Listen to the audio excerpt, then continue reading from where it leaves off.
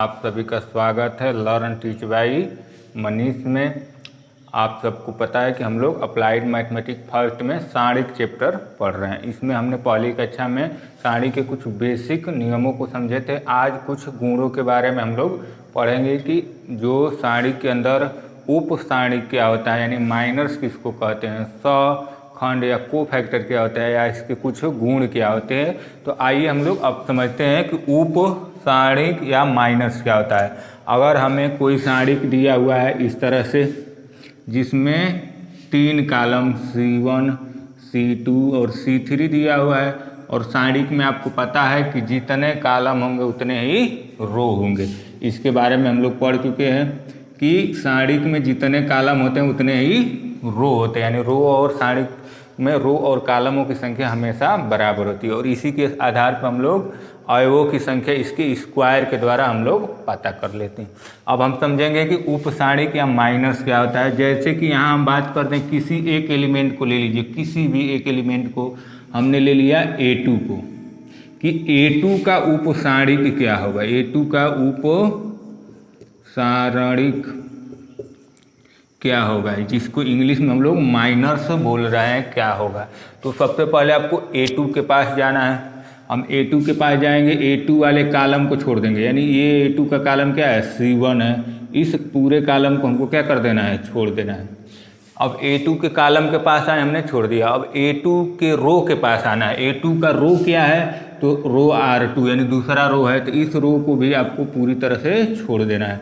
इसके बाद जो भी बच रहा है वो सारे क्या है, A2 के उप सारणिक हैं। तो कौन बच गया है, तो B1, C1, B3 और C3, यही इसके क्या उप सारणिक हैं। तो ये हो जाएंगे आपके यहाँ से B1, C1, B3 और C3। तो इस प्रकार से हम पता कर लेते हैं A2 का उप सारणिक क्या है। इसी तरह से हम इसका प्रसार करके भी हल करते हैं। तो करते हैं, हमने सबसे पहले A2 का उप सारणिक पूछा, तो A2 के पास आना है, उस कॉलम को छोड़ देना है जिस कॉलम में वो अवयव है, जिस कॉलम में वो एलिमेंट है, और उस रो को भी छोड़ देना है। बाकी शेष जो बच जाएंगे वही उसके उप सारणिक होंगे। उनको हम दो आर्डर वाले सारणिक में व्यक्त कर देंगे, वही उसका उप सारणिक है। इसी तरह अगर हम मानते हैं कि B3 को ले ले, अगर हम B3 को ले लेते हैं और कहते हैं कि B3 का उप सारणिक बताइए, उप सारणिक बताइए, B3 का उप सारणिक क्या होगा। तो आपको देखना होगा कि B3 के रो में है और किस कॉलम में है। तो आपको देखना है कि B3 किस रो में है और किस कॉलम में है। तो B3 के कॉलम की बात की जाएगी तो ये है आपका C2।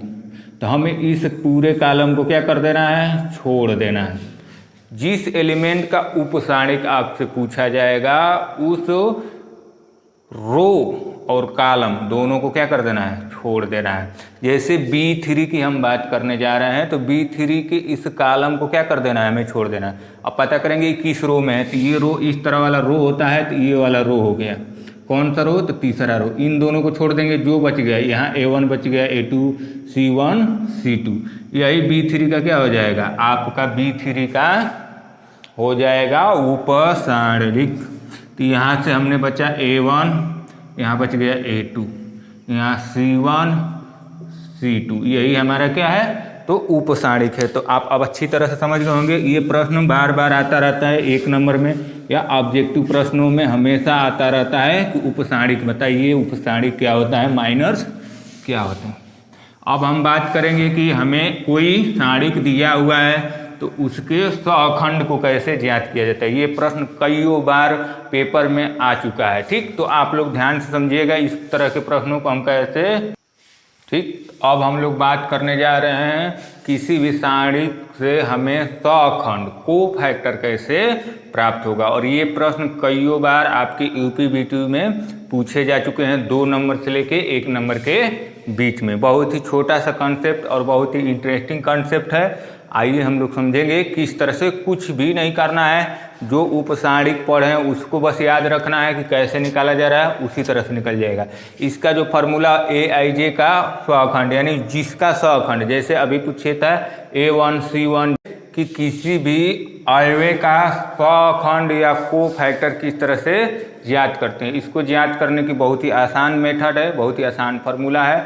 हमें कुछ भी नहीं पता है फिर भी हम कैसे जांच करेंगे, आइए सीखते हैं। सबसे पहले उपसारिक आप समझ चुके हैं कि उपसारिक कैसे निकालते हैं, उसी के आधार पर हम स्वखंड को भी जांच कर लेंगे। इसके लिए अलग से कोई नई चीज़ आपको सीखना नहीं है, पुरानी चीज़ को ही यूज करना है। जैसे ए का मतलब यहाँ एलिमेंट से है कि हमें कोई एलिमेंट देगा उसका हमको स्वखंड निकालना है। यहाँ आई और जे की बात करेगा, आई जो बताएगा वो रो की बताएगा और जे जो है वो आपको कॉलम बताएगा। जैसे हम बात करें अगर यहाँ पे 9 6 की, तो अगर ये C1 है, ये C2 है और ये C3 है, ये R1 है, ये R2 है, ये R3 है, तो किसी भी नंबर का, किसी भी एलिमेंट का स्वखंड आपको ज्ञात करना है, को फैक्टर ज्ञात करना है, तो इसी फार्मूले के आधार पे। फार्मूला क्या है, तो -1 लिखना है, उसके ऊपर आपको पावर दे देना है आई और जे को जोड़ के, आई और जे को। जहाँ आई क्या है तो रो की नंबर है कि कौन सा रो है, और सी क्या है तो कौन सा कॉलम है। और रो और कॉलम आपको बता चुके हैं कि जो खड़ी खड़ी लाइनें होंगी उसको हम कॉलम कहेंगे, और जो इस तरह होंगी उनको रो कहेंगे। अगर 3 कॉलम है तो 3 रो भी होगा, ठीक। अगर ऊपर से 1 2 3 में पढ़ रहा है तो तीसरा रो है, और इधर से 1 2 3 पढ़ रहा है तो तीसरा कॉलम है। यहाँ तक किसी को कन्फ्यूजन नहीं है। यही हमारा क्या है, फार्मूला है। फार्मूला क्या है, तो -1 लिखना है, रो और कॉलम को जोड़ देना है, उसी का पावर कर देना है। और Mij का मतलब यहाँ है कि इस एलिमेंट का जो उपसारिक माइनर्स है उसको मान यहाँ पे वैल्यू प्लस माइनस के साथ गुणा कर देना है, ठीक। तो आइए अब उदाहरण की सहायता से इसी बात को क्या करते हैं, हम सीखते हैं। हमें अगर यहाँ 6 की क्या निकालना हो, को फैक्टर निकालना हो, अगर 6 का को फैक्टर हमको ज्ञात करना है तो कैसे ज्ञात करेंगे, तो हमको पहले 6 का, इस 6 का निकालना है को फैक्टर, 6 का को फैक्टर। तो किस तरह से ज्ञात होगा, फार्मूला -1 के पावर आई प्लस जे इंटू Mij, ठीक। कुछ नहीं है, माइनस आई और जे। अब इस 6 का आई ज्ञात करना है, आई का मतलब रो ज्ञात करना है। तो रो का मतलब ऊपर से देखेंगे 1 2, दूसरी लाइन में है तो रो कितना हो गया, तो यहाँ आई का मान आ गया आपका 2। अब हमको ज्ञात करना है जे का मतलब कॉलम, कॉलम का मतलब इधर से कितने लाइन में थे 1 2, यानी जे का मान भी यहाँ 2 है। रो यानी आई पहला क्या देखना है कि ऊपर से किस लाइन में पड़ा है, पहला लाइन में नहीं है, दूसरे लाइन में है तो 2। जे का मतलब इधर से किधर पड़ रहा है, तो 1 2 हो गया, आई और जे का मान हमको मिल गया। अब Mij क्या है, तो Mij जो अभी हम उपसारिक जो निकाले हैं वही निकालना है, माइनस निकालना है। तो इस 6 का माइनस क्या होगा, तो इस पूरे लाइन को छोड़ देना है और इस पूरे लाइन को छोड़ देना है। इस 6 के ऊपर वाले को भी नहीं लेना है और दाएं बाएं वाले को भी नहीं लेना है। बताएं कि जिस रो और कॉलम पड़ेगा उस रो और कॉलम को छोड़ के बाकी सबको ले लेना है। तो यहाँ 1 4, यहाँ 8 और यहाँ 2, ये हो गया इसका उपसारिक। अब इसी को इस फार्मूले के अनुसार हमको चलना है, -1 आई का मान धन जे का मान, यानी 2 धन 2 गुणे इसको रख देना है, तो 1 4 8 2, यही है। यहाँ तक किसी को कोई दिक्कत तकलीफ परेशानी नहीं होगी, ठीक। अब इसके आगे देखिए क्या करना है, -1 और 2 धन 2 कितना हो जाएगा 4, और इसको हम बताए हैं कैसे करना है आपको, तो यहाँ से इधर क्या कर देना है, गुणा कर देना है, और इसको इसमें गुणा कर देना है और माइनस कर देना है। तो 1 का 2 में गुणा करेंगे तो 2 एकम 2 गुणे 1, माइनस लगाना है। और जब भी माइनस लगाते हैं आपको बताएं क्या लगाते हैं हम, ब्रैकेट लगाते हैं। तो यहाँ लगा दीजिए ब्रैकेट, 8 का 4 में गुणा करना है तो 8 गुणे 4, -1 का पावर 4। तो किसी भी नंबर जो माइनस है, आपको बताएं जो भी नंबर माइनस में है उसका पावर अगर स्क्वायर कुछ भी पावर दिया हुआ है तो हमको कैसे पता चलेगा कि आने वाली वैल्यू प्लस होगी कि माइनस होगी। तो उसके पावर के ऊपर डिपेंड करता है कि वो सम है कि विषम है। अगर सम है तो प्लस आएगा, अगर विषम है तो माइनस आएगा। तो 4 क्या है, एक सम संख्या, यानी -1 का पावर कितना भी पावर रहे तो 1 ही होता है। अब प्लस होगा कि माइनस, तो 4 है तो प्लस, गुणे इधर देखिए 2 एकम 2, माइनस 8 चौके 32, सबको दिख रहा होगा। अब देखिए 1 2 हो गया, अब -32, अब ब्रैकेट को हटाएंगे तो ये भी माइनस हो जाएगा। अब -32 में से 2 में से -32 घटाना है, यानी हमारा आंसर कितना आ जाएगा -30, और -30 से किस में गुणा करना है, 1 में, तो ये हो जाएगा -30 गुणे 1, यानी हमारा आंसर जो आएगा -30 आएगा। तो अगर हमसे पूछे कि 6 का कोफैक्टर क्या होगा, 6 का सखंड क्या होगा, तो हम इस प्रकार से इस प्रक्रिया के द्वारा हल करेंगे और जो आंसर हमारा आएगा -30 आएगा। ठीक, -30 आएगा। तो इस तरह के प्रश्न आपके परीक्षा में बार बार आते हैं, लगभग हर साल देखेंगे। पिछले साल के प्रश्नों को उठा के देखेंगे तो इस तरह का प्रश्न 1 2 या तो 1 नंबर या 2 नंबर में मिलते रहेंगे। 1 नंबर में ऑब्जेक्टिव में आता है, आपको 4 आंसर दिया रहेगा, उसमें से कोई एक आंसर सही आएगा, उसको ट्रिक लगाना रहता है। और 2 नंबर में आएगा तो इस तरह से आपको पूरी तरह से हल करना है यहाँ से। ठीक, ये तो आपको समझाने के लिए बताया है कि आई जो बता रहा है रो को बता रहा है, और जे जो है आपको कॉलम। कुछ भी नहीं समझ में आ रहा है तो सबसे पहले आपको ऐसे देखना है, ऊपर से आना है 1 2 किस में पड़ रहा है तो 2 में, तो 2 हो जाएगा आई का मान। इधर से देखना है कि इधर से कितने नंबर पर बैठा है तो 1 2, दूसरे नंबर में जाकर बैठा है तो 2। ठीक, तो ये हो गया आपका कोफैक्टर ज्ञात करने के तरीके। ठीक, अब हम लोग बात करेंगे इसके रिलेटेड कुछ गुण के, कि सारिक में क्या क्या गुण होते हैं। ठीक, क्या क्या गुण होना चाहिए, किन गुणों के द्वारा हम इसको ओके। अब हम लोग बात करने जा रहे हैं सारिक के कुछ विशेष गुणों की। इन गुणों के आधार पे ही आप देखेंगे कि हम सवालों को आगे हल करेंगे इन गुणों का प्रयोग करके। जैसे हम बताए थे कि किसी भी सारिक का जो वैल्यू या मान आता है उसको डेल्टा से या डी से पता किया जाता है।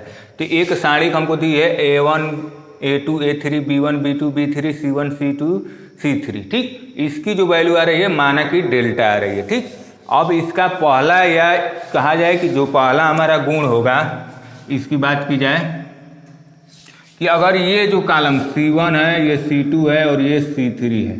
ठीक, और रो की बात की जाए, ये R1 है, ये R2 है और ये R3 है। तो इसमें से किसी भी कॉलम को, ठीक, जैसे C1 को ले लें, इस वाले कॉलम को हम रो में कन्वर्ट कर दें। रो का मतलब कि ऐसे लिखा है, ठीक, ऐसे लिखा है, इसको हम ऐसे लिख दें। ठीक, तो ये जो था कॉलम था, अब ये रो में कन्वर्ट हो गया, कॉलम से रो में कन्वर्ट हो गया, या रो को हम कॉलम में कन्वर्ट कर दें, किसी एक को या एक से अधिक कॉलम को रो में कन्वर्ट कर दें। ठीक, तो देखिए यहाँ C1 को हम R में कन्वर्ट कर रहे हैं, A1 A2 A3 दिया है। अगर हम एक सारिक अलग से बना रहे हैं डेल्टा डैश जिसकी वैल्यू आ रही है, अगर तो इसको कन्वर्ट कर रहे हैं अगर A1 A2 A3 में, तो यहाँ देखिए A1 A2 A3 कॉलम था, यहाँ A1 A2 A3 क्या हो जा रहा है, रो हो जा रहा है। उसी तरह दूसरे भी कॉलम को हम इसमें कन्वर्ट कर दे रहे हैं B1 B2 B3 में, तीसरे को C1 C2 C3 में। तो हम क्या किए हैं कि कॉलम को किस में कन्वर्ट कर दिए हैं, सभी को रो में कन्वर्ट करते चले गए हैं। तो यहाँ जो वैल्यू आपका डेल्टा 1 आ रही है और इसकी जो वैल्यू डेल्टा आई थी, ये आपस में क्या होंगे, बराबर होंगे। क्या होंगे, बराबर होंगे। ये सारणिक का क्या है? गुण है। सारणिक का क्या है? गुण है। तो ये पहला गुण हो गया कि हम क्या करेंगे कि कॉलम को रो में या रो जो है उसको कॉलम में A1 B1 C1 को कन्वर्ट कर देते हैं तो वैल्यू में कोई अंतर नहीं आती है। ठीक, अब बात हम करेंगे दूसरे गुण की कि अगर कोई दो लगातार, ठीक, कोई दो लगातार हमारे पास एक फिर वही सारणिक ले रहे हैं क्योंकि बार बार चेंज करना उचित नहीं है। ठीक, इसी सारणिक को ले रहे हैं जो A1 A2 A3 B1 B2 B3 C1 C3 C2 C3 दिया हुआ है। ठीक, अब दूसरा जो गुण कहता है किन्हीं दो लगातार यानी जो एक दूसरे के पास में आपस में इंटरचेंज कर दें ऊपर से नीचे। परस्पर का मतलब कि R2 को R1 की जगह रख दें, R1 को R2 की जगह, या C1 को C2 की जगह, C2 को C1 की जगह अगर रख देते हैं तब भी वैल्यू में कोई परिवर्तन नहीं होता है। देखिए कैसे मानते हैं, इसका डेल्टा 1 है, यहाँ देखिए A1 A2 A3 है, हम कॉलम को चेंज कर रहे हैं। ठीक, इसको हम कन्वर्ट करके यहाँ ला रहे हैं और इस वाले को यहाँ ला रहे हैं। तो पहला पर इस C2 को ला रहे हैं यानी B1 B2 B3 कर दिए और यहाँ कर दिए A1 A2 A3 C1 यहाँ अपनी जगह पर है। ठीक, तीसरा जो कॉलम है अपने जगह पर है C1 C2 C3। तो यहाँ इसका अगर वैल्यू डेल्टा 1 आ रहा है, इसका वैल्यू डेल्टा आ रहा है, तो ये भी आपस में क्या होंगे? बराबर होंगे। कहने का क्या मतलब है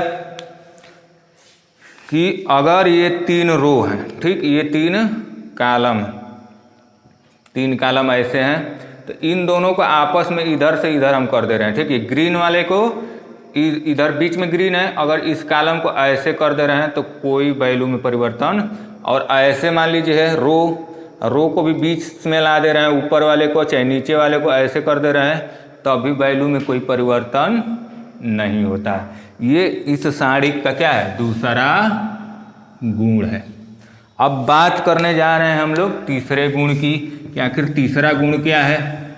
तो तीसरा गुण देखिए क्या है कि ये जो मान लीजिए हमको यहाँ तीनों में कुछ ना कुछ वैल्यू दे रहा है तो कुछ ना कुछ वैल्यू आएगा।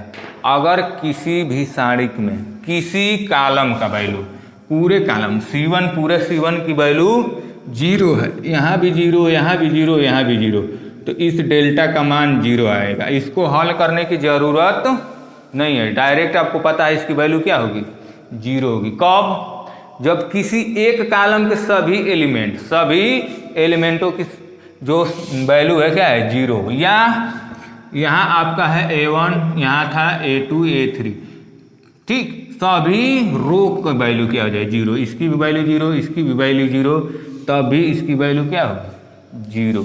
यानी तीसरा गुण आपको क्या बताया गया है कि किसी सारणिक के, ठीक, किसी सारणिक के अगर एक ही कॉलम में सभी अवयव है, ठीक, 0, या किसी एक ही रो में सभी एलिमेंट 0 हैं तो उस सारणिक की वैल्यू क्या होगी?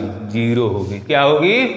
0 होगी। ठीक, इस बात को आपको ध्यान रखना है। अब बात करने हम जा रहे हैं चौथे गुण की कि चौथा गुण हमारा सारणिक का क्या कहता है। यहाँ था A1, यहाँ था B1, यहाँ था C1, यहाँ C2 और यहाँ C3, इस तरह से हमको सारणिक दिया था।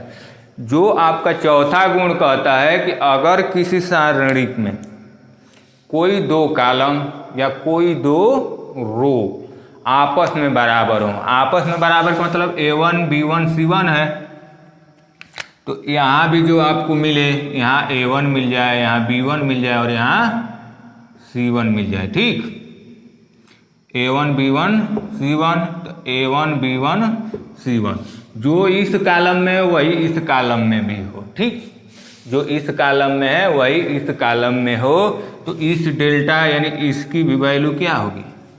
0 होगी। ठीक, आगे बताएंगे क्यों 0 हो जाती है, कैसे 0 हो जाएगी। जब सवाल को लगाया जाएगा तो वहीं पे इस बात को भी समझने का प्रयास किया जाएगा। ठीक, तो इस तरह से हमने 4 गुणों को अच्छी तरह से पढ़ लिया है। अब बात करेंगे हम 5वें या आगे वाले गुणों के बारे में कि वो गुण हमको क्या बताते हैं। ठीक, यहाँ तक किसी को कोई दिक्कत समस्या नहीं होगी, जहाँ तक हम उम्मीद करते हैं। ठीक, तो आइए अगला गुण जो हम बात करते हैं, अच्छे से इसको पूरा साफ से लिखते हैं। हमें एक सारणिक दे रहा है A1 A2 A3 B1 B2 B3 C1 C2 C3, ये हमारे पास एक सारणिक है। ठीक, ये हमारे पास एक ओके हमारे पास एक सारणिक है। अब हम लोग बात करने जा रहे हैं अगले गुण की।